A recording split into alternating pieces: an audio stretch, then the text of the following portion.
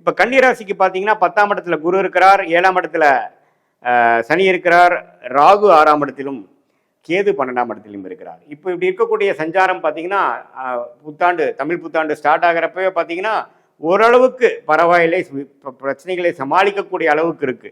ஆனால் ஜூன் 1ஆம் தேதி 2026 அப்புறம் தமிழ் புத்தாண்டு பிறந்து ஒரு 1.5 மாதத்துக்கு அப்புறம் பார்த்தீங்கன்னா குரு வந்து 11ஆம் இடங்கிற லாபஸ்தானத்துக்கு அருமையான ஸ்தானத்துக்கு உச்சம் பெறுகிறார். ஸோ அது மிகவும் நல்ல ஒரு விஷயம். கடந்த ஒரு வருடமாக நீங்கள் போட்ட உழைப்பு, என்னென்ன விஷயங்கள் நீங்கள் செய்தீர்களோ, வேலை, இன்வெஸ்ட்மெண்ட்ஸ், வீடு கட்டுறது, அது பண்ணுறது, தொழிலில் விருத்தி பண்ண ட்ரை பண்ணுறது, இன்வெஸ்ட்மெண்ட் பண்ணுறது, ஸ்டாக் மார்க்கெட்டு, வெளிநாடு விஷயங்கள், என்னென்ன முயற்சிகள் நீங்கள் வாழ்க்கையில் ஜெயிக்கணும், உங்கள் ஃபேமிலியை வந்து அடுத்த லெவலுக்கு கொண்டு போகணும்னு நினச்சி நீங்கள் பல முயற்சிகள் செய்திருப்பீர்களா? அந்த முயற்சிகள்லாம் வெற்றியடையக்கூடிய ஒரு அமைப்பு இந்த ஜூன் 1ஆம் தேதி 2024 குரு பெயர்ச்சி 11ஆம் இடங்கிற லாபஸ்தானத்துக்கு அருமையான ஒரு பூர்த்தி ஸ்தானத்துக்கு உச்ச குரு வருவது 12 வருஷத்துக்கு ஒரு தரைங்கிறது நீங்கள் மறந்துடக்கூடாது. ஸோ இந்த ஜூன்லேருந்து அடுத்த வரக்கூடிய ஏப்ரல் புத்தாண்டு முடிகிற வரைக்கும் ஒரு அருமையான டைம்.